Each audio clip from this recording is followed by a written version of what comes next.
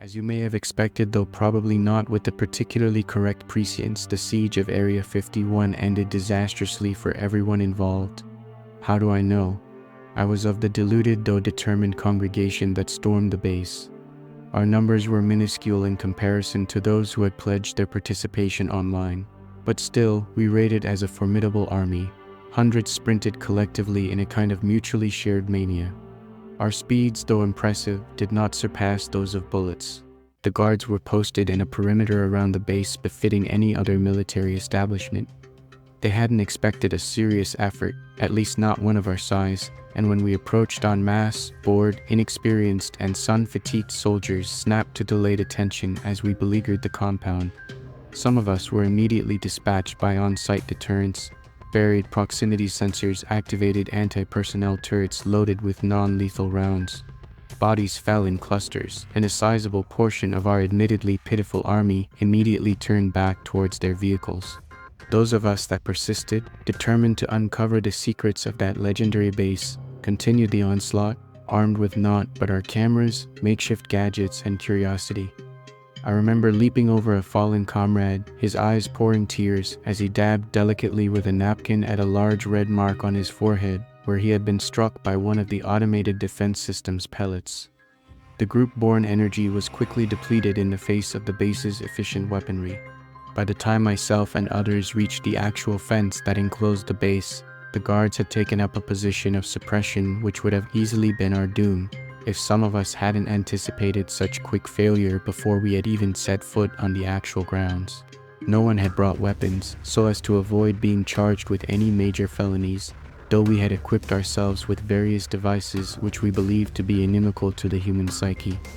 Every manner of hypnotic and hallucinogenic construction was employed. Devices meant to stun, disorientate, confuse, and befuddle, hastily prepared and not so expertly used.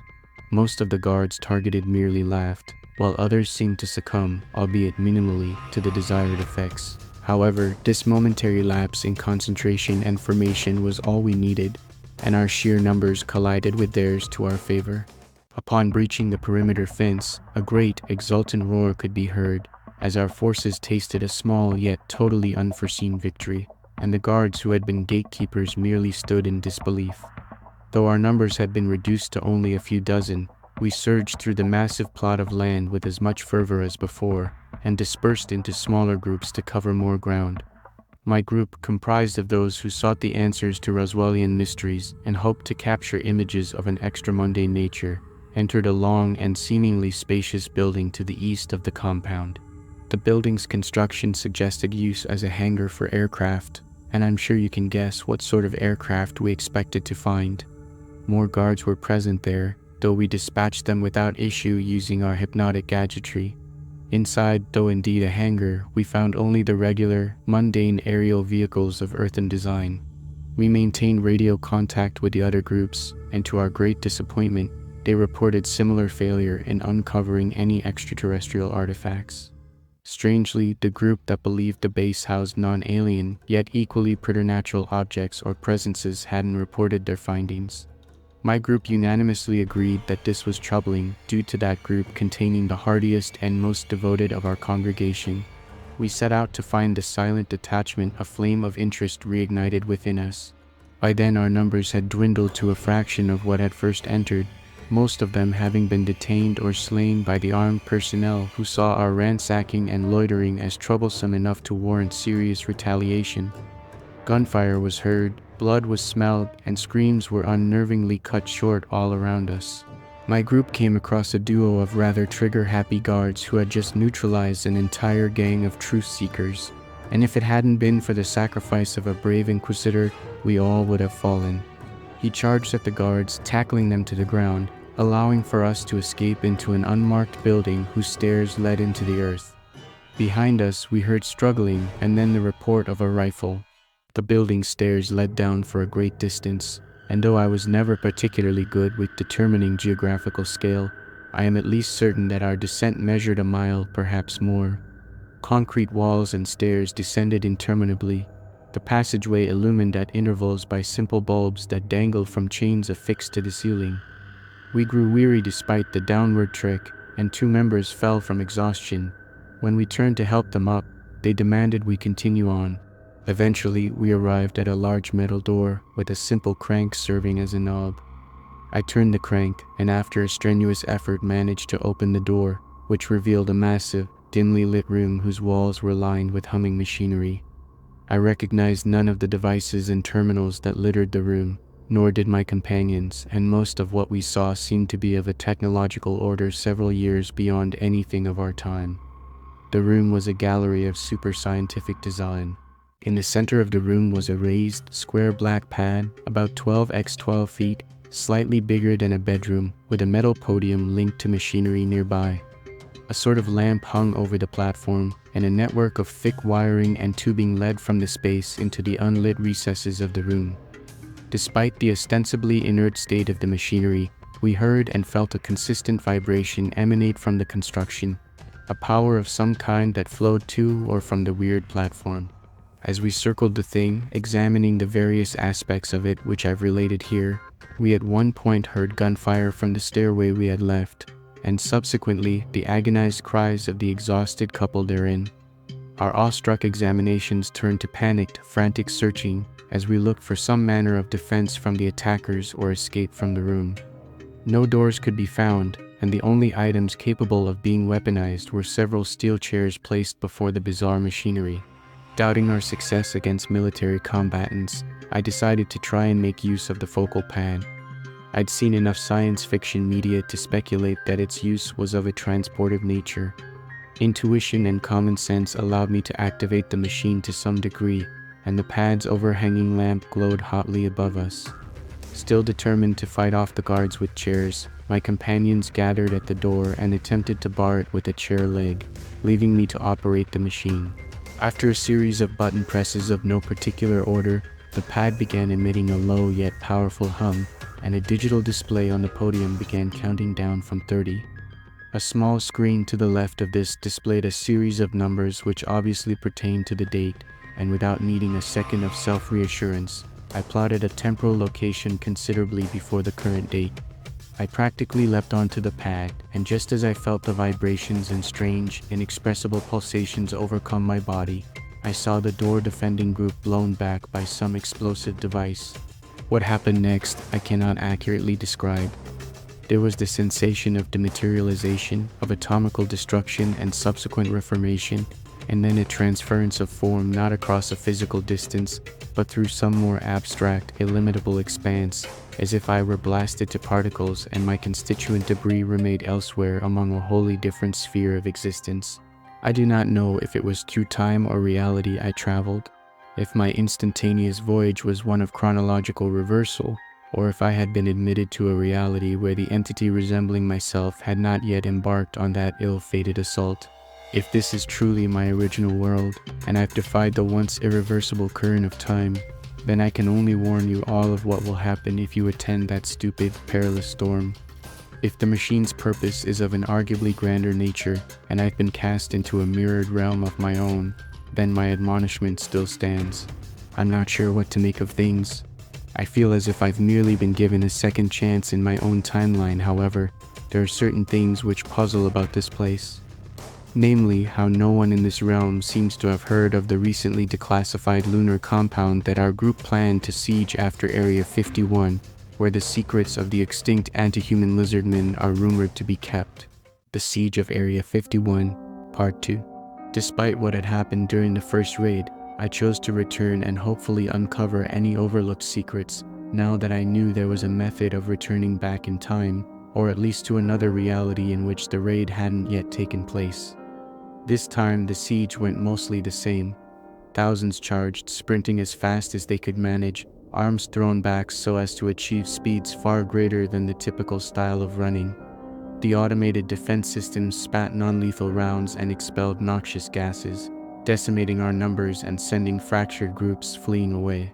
The devices we had used during the first raid, handcrafted hypnotic devices and hallucinogenic elements, had the expected success rates, though this time a few chargers brought other, more dangerous tools. As I ran towards a noticeably unguarded section of the perimeter fence, a shadow fell over me, and upon looking up I saw a man soaring through the air, his arms outstretched as if truly flying. I looked back and saw that among the horde were actual medieval siege engines. Catapults and trebuchets, ballistae and battering rams were built and placed atop low-roofed vehicles, which slowly drove towards the gates.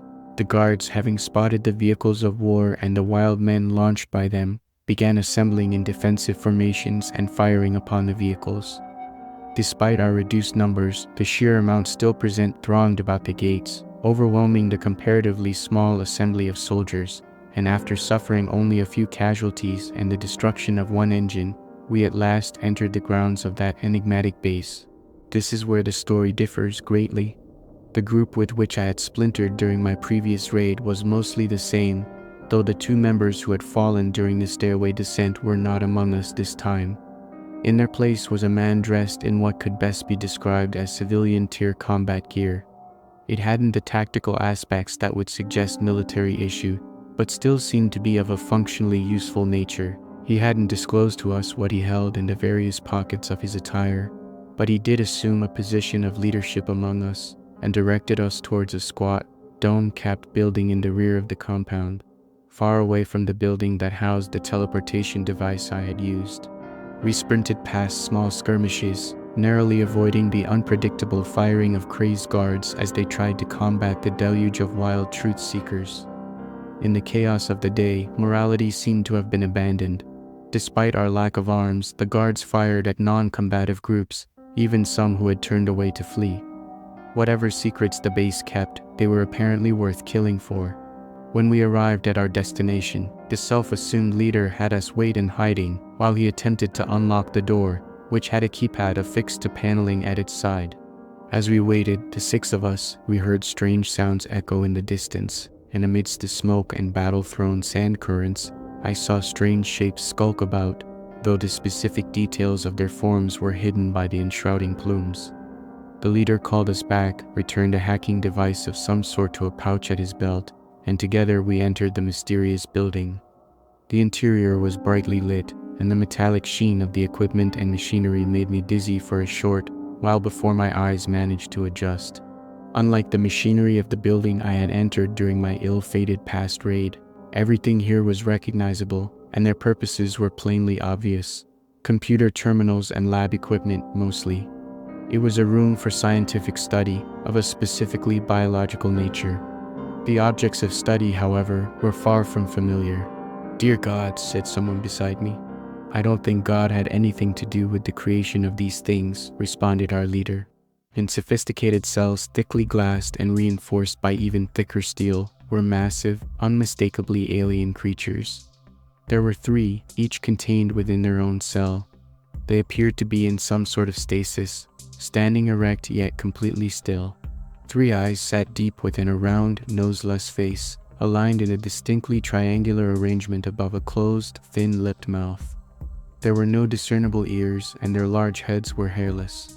Faint, purplish skin was stretched across a tall, gaunt body, and a slight translucency of the skin showed a complex vascular system beneath the topmost dermis. A network of blue and pink veins spread through its 6 limbs. 2 long primary arms laid at its sides, while 2 smaller, vestigial appendages were curled against its chest. Its hands were balled into fists, preventing a count of its fingers. Multi-jointed legs the length of our entire bodies held the beings upright, and ended in odd, squarish feet that resembled hooves, though lacking the mammalian aspects of hair or keratin. I can't believe it, they're actually real. The woman who had spoken walked towards the middle cell, totally awed by the extra-mundane trio. The rest of us followed, careful to not bump anything that could awaken the dormant extraterrestrials. The sound of gunfire had died down, but the other sounds of ransacking, doors being thrust open, and shouts of surprise all persisted, and I assumed our forces had completely taken the base. We had time to breathe, but knowing the ex-military, we didn't have much before a formidable attempt to reclaim to the base was enacted. As we studied the creatures, noting various, more intimate features such as small elevations of the skin under which ribs would be encased on a human, I couldn't help but feel that something was wrong. It was an inexplicable sense of unease, as if the advent of a vague horror loomed. It hadn't been the anticipation of the impending military action, nor the finding of the aliens. They were, for the moment, harmless. After minutes of study, when not much else could be learned from mere visual observation, we tried to access the data on the computers. Password protection locked them all, so our leader once again set to hacking. I was the only one who had heard the door close and lock behind us. I called out to our leader, who ceased his efforts and ran to the door. Before he could connect his device to the access panel, a bulkhead slammed down, nearly crushing him. All the monitors in the room turned off, and the lights switched from their once blinding intensity to a dull red. An automated voice, vaguely female, announced that containment had been breached and sterilization procedures were underway. A man dressed in an MMA t-shirt, khaki shorts, and holding an energy drink shouted at the repeating message to stop and let us out. When his demands were ignored, as they obviously would be, he began pounding on the bulkhead. As his fists collided with the steel, I heard something stir in the room. I first glanced at the monitors, thinking they had turned back on, but I was met with the same black screens as before. It wasn't until I had looked everywhere else that my eyes landed on those 3 cells in which the alien slept, ignorant to our presence. At least until the man who at one point had shouted, "Kyle wants out of here," started his tantrum. The alien in the rightmost cell shivered as if blasted with cold air. Its eyes flickered and its mouth opened and shut spasmodically. If it were human, I would have guessed that it had been having a seizure. Its hands unclenched, revealing 3 thick, pointed fingers ending in talon-like protrusions. I called out to Kyle to stop his pounding and brought everyone's attention to the waking creature. Gasps were made all around, and a few curses as well. Kyle hopped up on whatever liquid energy he had been drinking, strode over to the cell. "Bro, this thing is waking up." An educated man he was, and as the creature's eyes ceased their flickering and the tri-numbered gaze landed on him, he chugged the rest of his drink and began a clumsy dialogue with the being. "Hey man, we came to check you out. See what they were hiding, and it's you. Haha, yeah." The alien merely looked at the man, its face imparting no sense of hostility or even a comprehension of Kyle's nonsense. "Hey, how do we let you out?" Kyle gestured to the cell and pantomimed various ways in which he thought it could be opened. The alien, finally understanding, pointed a talon at a terminal a few feet away. Kyle motioned for the leader to come over, who approached hesitantly but did not unpack his tools. "Are you sure this is a good idea? That thing doesn't look very friendly." The leader's words were true enough, and I saw on the faces of our companions that they felt the same. We had come to find aliens, sure, but this colossal being didn't exactly look like something you'd want to have walking around. Kyle, not at all perturbed by the creature's menacing stature, goaded the leader on, while calling us a vulgar word that in its derogatory vein meant coward. The leader eventually gave in and attempted to access the terminal. After a series of button presses and dial shifting, he informed us that he couldn't gain access to our secret relief. Kyle, on the other hand, expressed his dissatisfaction loudly, as would a child denied some toy. "Sorry, bro. We can't get to the controls. Do you know how?" The alien glared at Kyle and raised its hand. He closed his 3 fingers so they formed a point, aiming it at Kyle. When the fingers were opened, Kyle jerked as if seized by some invisible force and began hovering a few feet from the floor. Corresponding with a movement of the alien's hand, Kyle's body hovered backward towards us, and with the retraction of the guiding hand, he was thrown rapidly against the cell. The psychokinetic puppetry continued, and Kyle's screams halted as his body finally cracked the glass. Dead, yet still controlled, a final slam broke a large chunk of the cell's front glass, and Kyle's limp body was then tossed aside.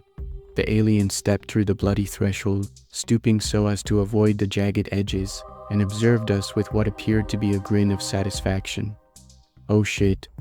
I spoke this time, and the leader, who was closest to the self-freed specimen, concurred with my statement with his own expletive. We all backed away slowly, though our retreat was mostly an instinctual action. We still had no way of getting through the bulkhead that sealed the room. I hadn't come back just to die, so without any options of retreat and no chance of defending ourselves in combat against the towering horror, I raised up my hands in what I hoped would be recognized as a sign of peace. The alien mimicked my gesture, and for a second I was filled with a sense of relief. Only a second, because an act of ultra-violence followed his beguiling mimicry. He again closed his hands and pointed them in the deadly way which indicated the use of his telekinetic abilities, and before I could even think, two of our group were seized by intangible tethers and slammed against the two unopened cells. Back and forth their bodies flew until only bloodied masses remained. When the cells were finally opened, the alien tossed the remaining clumps of flesh at opposite walls, cratering the concrete. It then put the tips of its pointed hands together, closed its eyes, and began emitting a deep hum. A violet aura emanated from its body, which mixed with the containment procedure's red light to fill the room in a magenta haze. On each side of it, the aliens in the newly broken cells awoke and exited their cages. The first alien stopped the action that had aroused its brethren from their slumber. The remaining members of our group, myself, leader, and a couple that cowered under the table, couldn't have hoped to stand against the otherworldly beings if I hadn't been inspired by Kyle's brash ways.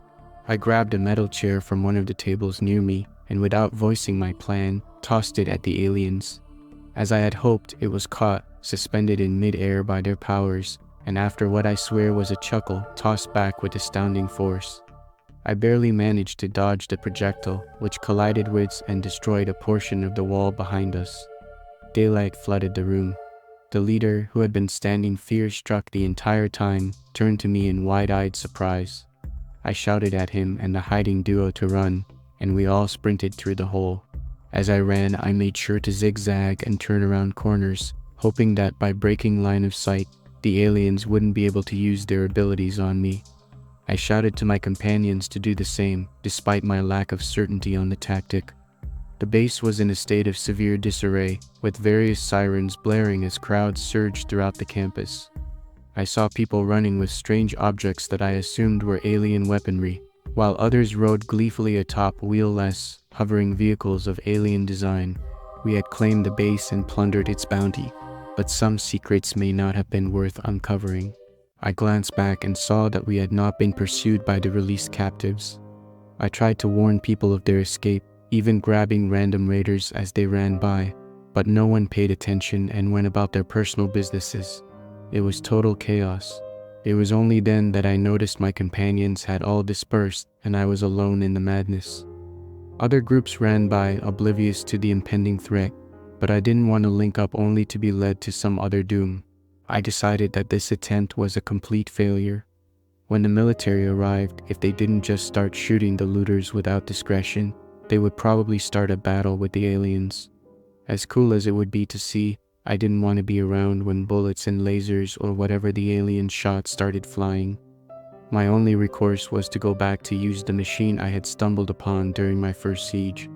I ran towards the building in which it was housed, all the while dodging the flying vehicles that sped around the compound, and the sometimes impassable hordes of people that still loitered around the general grounds. After several minutes I found it and descended the massive stairs. I arrived at the door, opened it, and sped into the room towards the machine.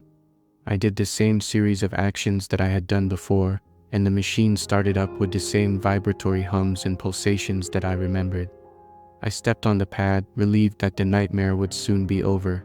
Just as the strange teleportational forces washed over my body, another sensation seized me, and I felt a crushing pressure overwhelm me. I was frozen in place, held by some unyielding, unseen grasp. To my horror, I saw a shadow fall upon the stairs, and a figure stepped through the doorway. The alien stood before me, its hand pointed. My assumption that it required sight of me to use its powers was proven false. It retracted its hand, meaning to pull me from the pad, but the machine's gravity contested it. The dual work of forces was agonizing, but I silently thanked the machine for its powerful hold on me. Just as I felt myself slipping into unconsciousness from the terrible pain, darkness overcame me, and I was again cast into that illimitable gulf of black, and then subjected to the paroxysm-inducing violence of temporal and dimensional travel. I came to cleared consciousness at my bed. I checked the date and sighed in great relief. I had returned once again to the past, well before the September storming of the raid. I stood and was about to go for a walk to clear the residual unease, but a scene flashed within my mind. I saw the alien that had followed me down into the room from which I teleported. It wasn't doing anything, merely standing and staring at the pad, but something about its manner made me afraid. My mind then cleared and the scene faded away. I shook away the image, chalking it up to trauma, and continued on. Before I could leave my room, I was beset by another series of images. Area 51 was a flaming graveyard. Its buildings were smashed and lay in crumbled heaps, some littered with bodies, while massive conflagrations burned within others. Tanks, Humvees, and other vehicles were crushed into masses of crumpled metal or upturned and inoperable. Great piles of civilians and military personnel were stacked throughout the destruction. Night had come, and though the blazes illuminated only some of the carnage, I could tell that not a single human remained alive. The vision changed, and I was shown the teleporter's room. In it stood the 3 released aliens, surrounded by other beings of a somewhat similar morphology and color, though smaller and lacking the same number of appendages. The leading 3 stood before the pad and performed the same behavior that their leader had done to wake them from their stasis. I saw the pad glow and even heard its signature hum. A terror overcame me and the vision ceased. I felt tears slide my cheeks. They were coming. They're obviously intelligent, perhaps far more than the smartest people of our species. I don't know if they can read our symbols, but I doubt they would need to operate the device by its intended mechanisms. Judging by the visions, I think some sort of space-time transcending link had been established between myself and the alien when he had tried to seize me during transportation. They hadn't yet arrived, which made me think they couldn't transport directly to me without telling the machine to do so. Despite their apparent inability to read our language and symbols, something tells me that such things won't be an impenetrable barrier to their success. They'll find me, I'm sure of it. My only hope is to return to the base one last time and try to undo all that I had done. The Siege of Area 51, Part 3. One last time. I told myself as I stood beyond the base's fence, while my fellow raiders surged throughout the compound, knocking over soldiers and thrusting open doors. I had yet again attended the Siege of Area 51, though this time I neglected to associate myself with a raiding party. I would need to move alone surreptitiously if I was to complete my mission. I would also have to prevent the release of that damnable trio who had been unleashed upon the base during my last visit, and who had established some sinister, cross-cosmic link with my mind. Our numbers seemed even greater, and the base's meager assembly of soldiers, some of whom fought as if they had never seen true combat, only managed to resist the onslaught for a few minutes. After their forces fell, ours claimed the base and spread throughout its various buildings, searching for extrasolar visitors and artifacts. My first destination, the building in which the dormant telekinesis-capable aliens were housed, was unmanned by any guard, and I waited in the shadows of a nearby building's awning for the arrival of my past group. It only took a few minutes for them to appear, and I saw the familiar faces of the one adorned in tactical gear that had named himself leader, the belligerent one called Kyle, and the unnamed others. A guard had fallen nearby, either dead or rendered unconscious, and it was from him that I had taken the rifle, which I aimed at the group preparing to enter the building. "Do not open that door," I shouted, voice laden with authority, although I doubt I looked the part of someone fit for commanding others. They turned, weaponless, and threw their hands in the air. I motioned for them to move away from the door. They complied, and I began marching them away from the structure. Before we had gone far, the leader put his hands down, and before I could question his sudden resistance, a blow struck me in the side, knocking me to the ground and the weapon away from my reach.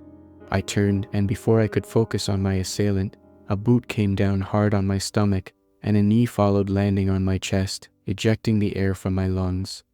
A man, stout and dressed in what appeared to be an X-Files shirt and ripped jeans, squatted atop me. His fat, sweat-slick hands wrapped around my throat, and through his yellowed teeth he hissed, "Traitor," while his eyes glared at me with a patently crazed intensity. My vision went red, and the world around me seemed to grow dull, as if filtered through a crimson haze. As he strangled me, I remembered that I possessed those life-saving appendages known as arms, and with a weak strength tried to push the man away. My efforts were nothing against the weight that bore down upon me, and it seemed as if my death would not be at the hands of some hyper-cosmic being, but a fat, alien-hunting lunatic. Just as I thought to accept my demise, a shot rang out, and the man that knelt on my chest fell away with a pained grunt. I scrambled to my feet, winding myself in the rapid ascension, and looked around for my savior.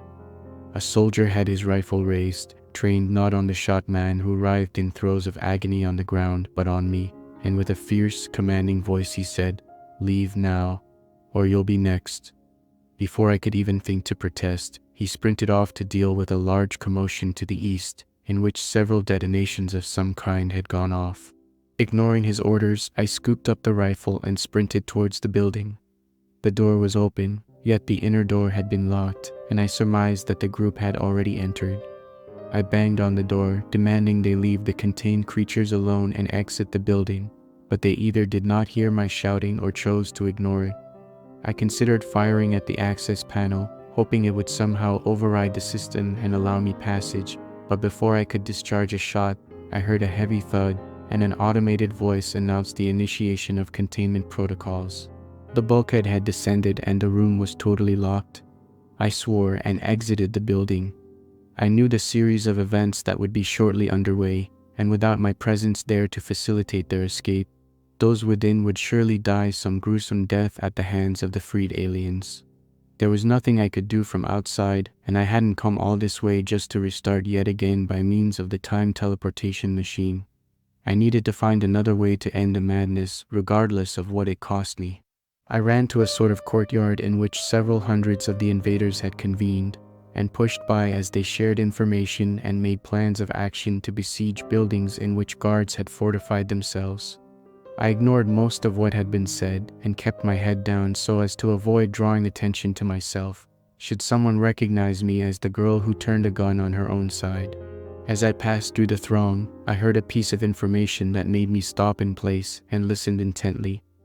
A woman had said that a building to the south had a sort of vault in it, and that nothing short of high-yield explosives could breach its thick, reinforced door. Those who listened deemed it a lost cause and made plans to enter other, more easily accessible areas, and the information was discarded from the group's collective mind just as easily as it had entered. I, however, considered it very valuable information and resolved to gain access to the stronghold. I figured that whatever lay inside that nigh impenetrable vault may help me in undoing the mess of this raid and stop the aliens who had most likely broken free of their confines. I hadn't yet heard the screams or the mass stampede that would surely arise from contact with the three entities, but I didn't want to stick around and see what happened. I found the building the woman had mentioned and agreed with her conjecture that it would take quite a sizable explosion to bypass the vault's massive door. Its lock system seemed like something out of science fiction, with a massive rotating wheel and several smaller dials of unguessable purpose, along with several supplementary locks, a keypad, and a scanner of some sort. There were at least 500,000 people that stormed the base, and even if every single one had simultaneously launched themselves against the thing in a singular wave, it would not have budged an inch. My problem of getting past the massive door was solved almost immediately, as if my unspoken prayers were heard and answered by some benevolent deity. A group of people had exited a hangar, riding on several alien vehicles similar to those I had seen during the last raid. Mounted on a few of the vehicles were two cannon-like armaments, and judging by the ease with which they blew through the hangar doors and the opposite building's wall as the projectiles continued their aimed path, I speculated that concentrated fire from those weapons would punch through the vault's door. I hailed the riders and waved at the vault's door. They sped towards me and, halting the vehicles to hover in place, fired at the impassable barrier. 3 vehicles, each with 2 cannons, spat greenish, missile-like projectiles at the door, and after only a short volley the metal had been melted away, revealing a cavernous, unlit room. Just then, a scream rang out a few dozen meters away, and the riders shouted out their well wishes and sped away. I was alone to uncover the mysteries of the vault. The vault's interior was unblemished by any sort of decoration or fixture, and not even the typical machinery I had come to expect was seen anywhere within. As I progressed into the darkness, I noted a strange wetness to the atmosphere, and an accompanying smell that suggested the presence of a body of water, if not an entire aquatic ecosystem. A strange yet potent observation, and despite the desert location, the air was thick with the olfactory elements typical to a water-based biome. My passage into the greater darkness was at last met with a point of visible interest. A pool, set within the floor and spanning the width of the building, sat before me. Its still, black waters revealed nothing, nor did they reflect my figure as I attempted to peer beneath its surface. With time dwindling and the destruction of the base by the hostile aliens imminent, I then acted somewhat impulsively. I fired a burst into the strange water, hoping to stir from dormancy whatever strange creature dwelt therein. I half expected a violent outburst, some aqua alien retaliatory being that breached the surface to see whom had disturbed its slumber. But for a few moments after the shell casings stopped clinking against the ground, nothing happened. It was only when I considered firing once more that a change within the still waters occurred. A figure reared its head, and then shoulders, and then an entire upper torso cleared with water's surface, and its almost human morphology was a welcome sight, though at the time I knew not why. You took long enough. The creature, though partially submerged in the water, was still noticeably short, standing no taller than 5 feet. It had 3 eyes, just as the malicious aliens had, yet the triangular formation of its visual organs was in an inverted order to those of the hostile beings. The tip of its triangle pointed down, whereas theirs pointed up. I stood utterly shocked at its appearance. I certainly hadn't expected to be spoken to, especially not in such casual English. You seem surprised. Funny. Do you think they would have kept alien hostages for so long without establishing a means of communication? We were allowed to study your dictionaries, pore over your literature and scriptures until our grasp of your languages was as efficient as your most learned scholars. We know the cultures of your world as well as we do ours. I realized I still had my weapon aimed at its general direction and lowered it quickly. The creature hadn't seemed to care either way and continued its speech, still submerged in the black water. A few select members of my species arrived at your ever-contentious rock a few decades ago. I was part of the exploratory party that came to investigate whether or not you people had attained an echelon of civilization compatible with our own. If you had, we would have revealed ourselves and suggested extragalactic trade between our species. I watched intently, and only after it had spoken for several sentences did I realize that its thin-lipped mouth never moved. Its words were telepathically transmitted directly to my mind. We realized your species was still in its infancy and planned to depart, allowing you the necessary centuries to develop to a level with which we could adequately converse. However, we were captured, and in staying true to our interspecies interaction protocols, opted to allow our imprisonment. We could have easily broken free and annihilated your Western civilization, as you've dubbed it. We stayed true to our virtues and decided to learn as much as we could from you humans, in the hopes that we would find some common ground on which to build a foundation of sentient cooperation. You and your people greatly value triumph over others, and my species have been the victors of countless struggles, well before the early creatures of your planet crawled from the primordial mire. But enough about us. You've come here to find answers, to see how you may end this horrible, repetitive nightmare. I am the last remaining member of the party that first descended upon your planet all those years ago. The rest of my people have, to put it in words you could understand, perished in experiments by your military, though their souls persist elsewhere. I've remained here awaiting you. I've seen the future mine, yours, and all who dwell within this sphere of causality, and have determined that only with my assistance may you end this tiring succession of events. The alien then strode towards me, abandoning its lake-like home. It was similar to the aliens I had seen before, yet smaller and without talons. It had 3 large fingers without nails or any sort of protrusions. Its purplish skin radiated with a slight bioluminescence, which was admittedly quite beautiful. Allow me to take you to the room in which your destiny has been so troublesomely entangled. The alien then clasped its hands and a brilliant pink light filled the air. When my vision cleared, we had been transported to the room in which the time teleportation machine had been housed. We were alone, and due to the aliens' almost magical relocation of our forms, the door hadn't been bothered. I ran to it, made sure that its lock was secured, and sat against its cold steel surface. For once, I was not in a rush to do something. The assisting alien looked upon me with the same smiling demeanor as a parent would a child, and I felt a fleeting feeling of shame. My human inclination to ensure that a door was properly secured was most likely a whimsical thing to beings who could translocate by mere thought. Having caught my breath and accepted his presence as benign, I questioned him as to how he knew of me and my goals. His responses would have floored me if I hadn't already been seated on the ground. Why do you think it was so easy to get in? You gave them 2 months' notice. Do you honestly think they wouldn't prepare for such an event and allow you to just storm in without taking advantage of the situation? They welcomed you. All along, you were meant to find all that you did. They orchestrated the siege, hyped it up, and placed all the secrets practically at the front door. It wouldn't have taken more than a small military effort to deter the thousands of you, but they put on a show, killed a few of you even so that your victory seemed earned, felt real.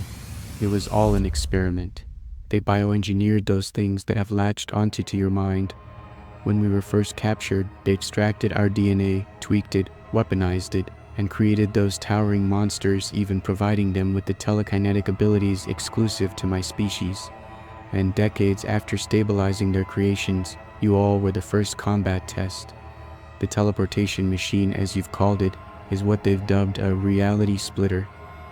Initially built to as a sort of super sophisticated virtual reality projector, they found that with the inclusion of my species' technology, the realities they fabricated could be made real, be given material substance by projecting them into sort of pocket dimensions, the locations of which they discovered through our stellar cartography devices.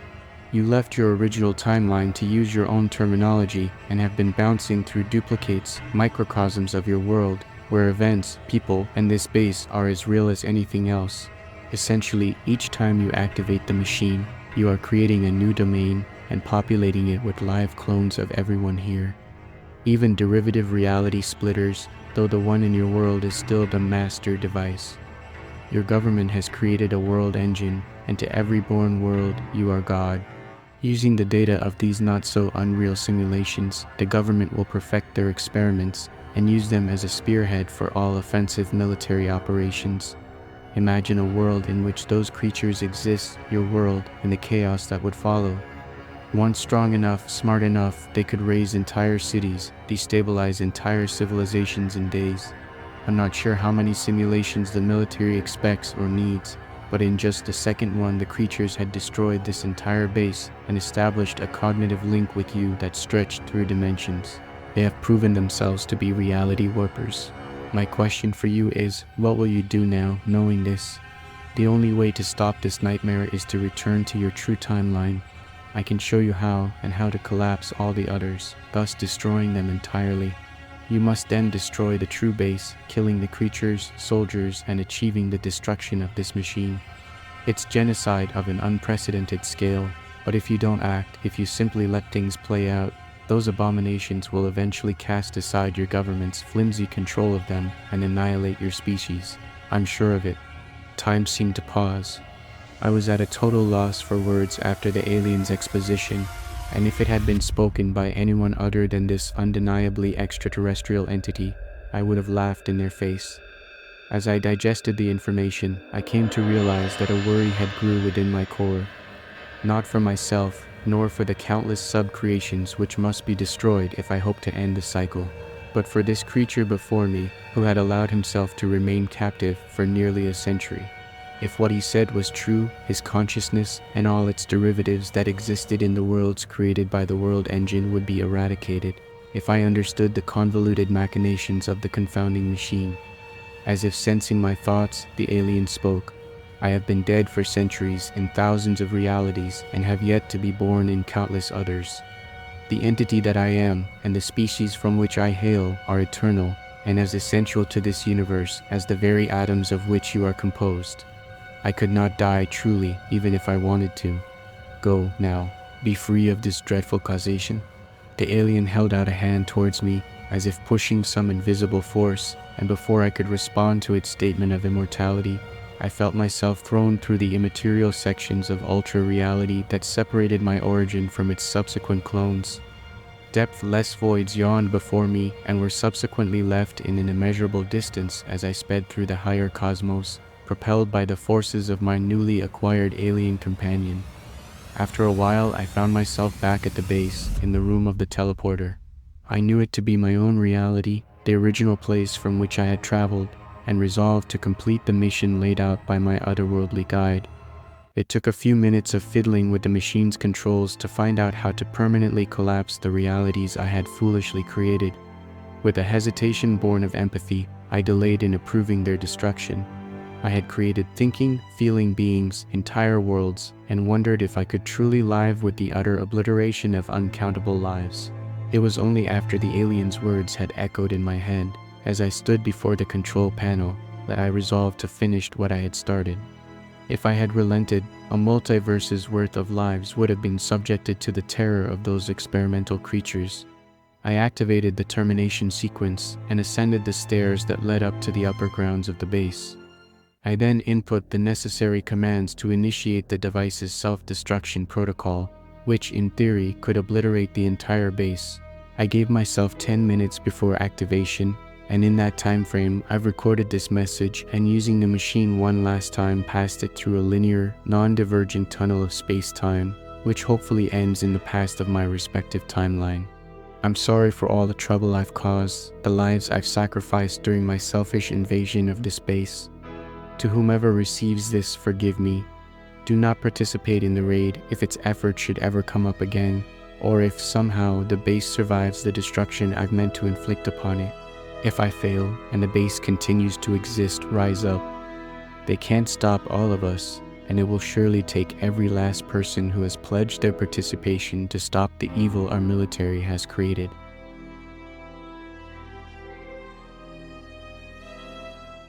Thank you for joining me on this dark journey through the siege of Area 51. As you've heard, not all secrets are meant to be uncovered, and not all mysteries bring peace of mind. Our protagonists faced unimaginable horrors, and their tale serves as a grim reminder of the unknown lurking just beyond our reality. If you enjoyed tonight's tale, please leave a like and share your thoughts in the comments below. Your feedback is the lifeblood of this channel, and it helps me craft even more chilling stories for your enjoyment. Subscribe and hit the bell icon to ensure you never miss a new upload. Each story we delve into takes us deeper into the shadows, and I wouldn't want you to miss a single terrifying moment. Share this nightmare with friends who dare to venture into the unknown, and let them join our haunted community. Remember, the shadows are always watching, and so am I. Every click, every comment, every share fuels the darkness that binds us together. Until next time, stay haunted and keep your eyes open, for you never know what might be lurking just out of sight. Sweet dreams if you can.